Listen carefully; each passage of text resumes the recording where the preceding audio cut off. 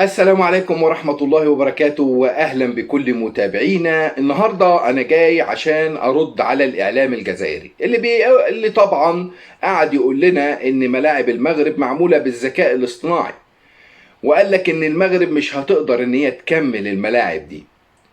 أنا بوريهم النهاردة بالفيديوهات وبالإثباتات وبالصور، بس قبل ما أبدأ نصلي ونسلم على رسول الله عليه الصلاة والسلام أشرف الخلق والمرسلين. خلي بالك معايا، لان ملعب مولاي الحسن اللي صدمهم اللي خلص في 8 شهور فقط من شهر 2 الى الان، عملنا ملعب على الطراز العالمي.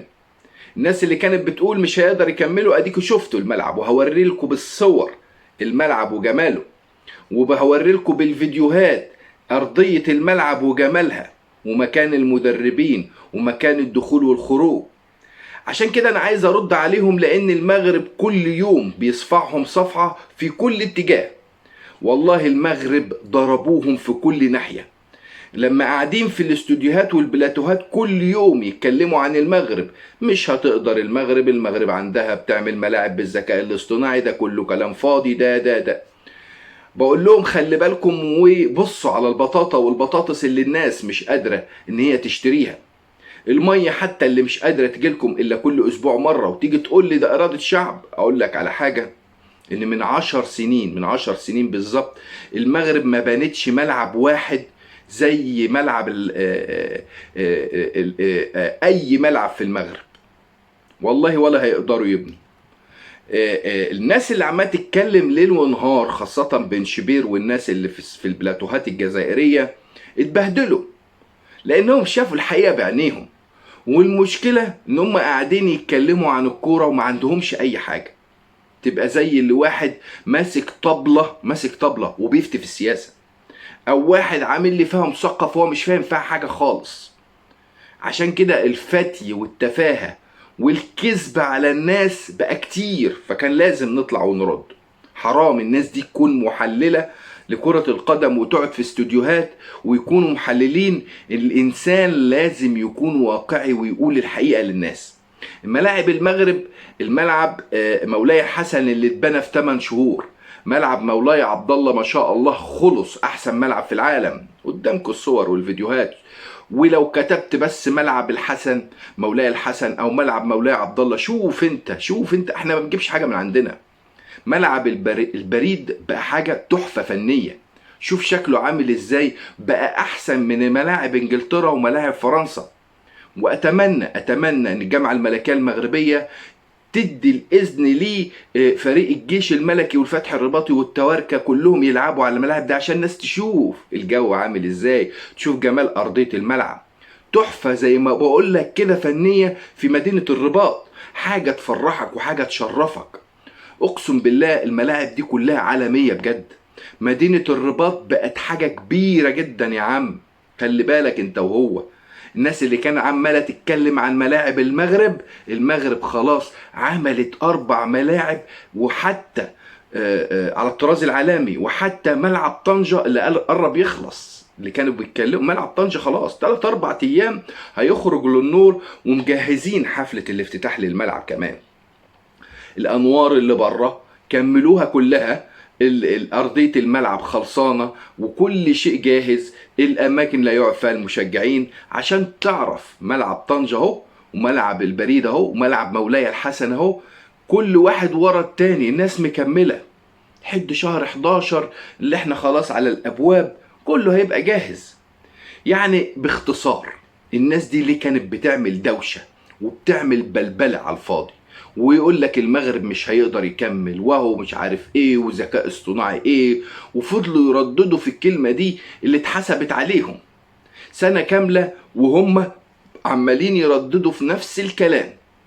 العمال المغاربة ليهم كل التحية وكل التقدير، اللي كملوا واشتغلوا صح. فوزي لغجع كسر الدنيا بمعنى الكلمة، دور الناس كلها في البلاتوهات الجزائرية من غير ما ادخل في تفاصيل كتير. لكن انا بشوف ناس بتكتب بوستات على الفيسبوك وبتمسحها تاني، وكلكم عارفين هم مين. الله يكون في عونهم. المنتخب المغربي اللي عمل انجاز تاريخي، والناس قاعدين في قناة الهداف والقنوات الجزائرية بيبكوا وبيعيطوا عشان يقولك ازاي المنتخب المغربي يتحط مع المنتخبات في افريقيا. يا عم ده منتخب وصل كاس عالم، يا عم ده منتخب ما خسرش مباراة، ما تعادلش مباراة. انت عايز تقلل من تعب المغاربة ليه؟ كاس العالم ده مش هزار، دي بطولة كبيرة جدا جدا. عشان كده انا بقول لكم من الاخر، الناس دي اتبهدلت بمعنى الكلمة، ووقعوا نفسهم في شر اعمالهم وفي مواقف محرجة. المغرب خلصت كل مشاريعها، وان شاء الله هتعمل احسن كاس افريقيا في تاريخ افريقيا، وانت قاعد انت وهو تتفرج وبس وتبكي وبس. الملاعب شوف جمالها وشوف حلاوتها. شوف لما بيطلعوها لك بالدرون، اكتب ملعب مولاي الحسن واكتب ملعب بريدة واكتب وشوف على جوجل وشوف على المواقع وشوف الملاعب وشوف الصور الجوية. حاجة تشرف بجد. العالم كله النهاردة بيتكلم عن المغرب، إلا انتوا فاضيين بس يتكلموا ويطلعوا اشاعات. واقول لكم في الاخر انتوا في كلا الحالتين خسرانين. النهارده المغرب عامله مشاريع عملاقه، والناس اللي ماسكه المايكات وبيتكلموا عن توقيت المقابلات امتى وهنلعب على ملعب ايه، والمغاربه فرقعوكم. لقجع خلاص راجل بيشتغل في الميدان، دور كل الناس دي وجمع كل حاجه، وانتوا تتفرجوا في الاخر وانتوا ساكتين. الناس دي وقعت نفسها في فضيحة كبيرة جدا جدا. كل الوطن العربي وقارة افريقيا بيسمعوا الكلام ده، ويقول لك ان ليه الاعلام الجزائري كل يوم يقول لنا المغرب مش جاهز ومش هيقدر، وبيطلع لنا فيديوهات بالذكاء الصناعي. اهل الملاعب كلها كملت، واحد في 8 شهور، واحد في 7 شهور، واحد في 14 شهر. والملعب الكبير بتاع ال85,000 بتاع طنجة اللي هيصدمكم، احسن ملعب في العالم. ملعب عالمي بمعنى الكلمة، وملعب فاس اللي بيتبنى من جديد وخلاص خلص. ملعب الحسن الثاني اللي هيتبنى في الدار البيضاء، ودي هتكون الصدمة الكبيرة. هيبقى احسن ملعب في العالم، تاني اكبر ملعب في العالم. وانت جاي تقول ايه مش عارف ايه وكلام التفاهات اللي بتتقال. انت عملت ملاعب، الملاعب اللي عملها المغرب. شوف انت امبارح ماتش الوداد مع فريق غينيا وارضيه الملعب، قارن بقى ارضيه الملعب اللي شفتها امبارح في مباراه الوداد وغينيا بارضيات الملعب اللي موجوده في الجزائر. والله عار، مفيش مقارنه. النجيله طالعه ومتبهدله وشكلها يكسف امبارح في المباريات الاقصائيه في كاس افريقيا الكونفدراليه. ولما اتفرجت على ماتش الوداد والله انا انبهرت. الناس اللي صرفت ملايين على ارضيات ملاعبهم ومحدش قادر يتكلم ولا حد قادر يعدل، ويجوا في البرامج يقول لك ده احنا عندنا ملاعب عالميه. فين ده؟ فين ده؟ الناس شافت امبارح وشافت ارضيات الملعب عامله ازاي، والكراسي اللي متبهدله ومتكسره، ومداخل الاستادات اللي متبهدله ومتكسره. وتيجوا في البرامج الرياضيه بتاعكم تقولوا ده احنا عملنا ملاعب. انا شفت ملعب مولاي الحسن، حاجه تفرح. ملعب تقول يا سلام على الجمال وعلى الحلاوه، زي الملاعب العالميه بالظبط. المغرب بيعمل بالمواصفات العالميه. شوف ملعب مولاي عبد الله اللي في الرباط، وتشوف ملعب طنجه. الناس دي لازم تتكسف على دمها. لما تشوف الملعب الاولمبي حتى في الرباط، الملعب العالمي، عيب اللي وصل ليه الجزائر، عيب. ويجوا يتكلموا ويقولوا ذكاء اصطناعي، عيب عيب. كفايه كلام وكفايه فضايح، وما تكذبوش على ناسكم وعلى شعبكم. لان اللي باقي اسبوعين بس ويتقفل المشاريع بتاع المغرب، والافتتاح بتاع ملعب مولاي الحسن هيبقى اسطوري.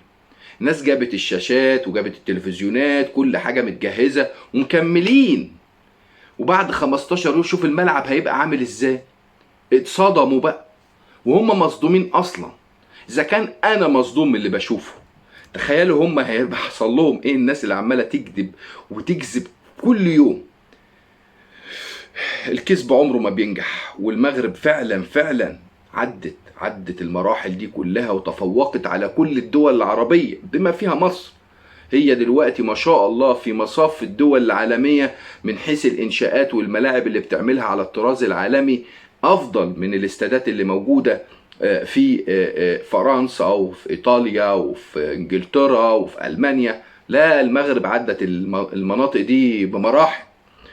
أتمنى كل التوفيق للمغاربة وأهلي وشعبي والناس المحترمة في المغرب، وتحية كبيرة جدا للملك محمد السادس راعي الشباب اللي بيدفع دفع للأمام، وتحية لفوزي لغجع والعاملين على الاستادات والمهندسين اللي صمموا الاستادات دي. وشكرا لكم، والسلام عليكم ورحمة الله وبركاته.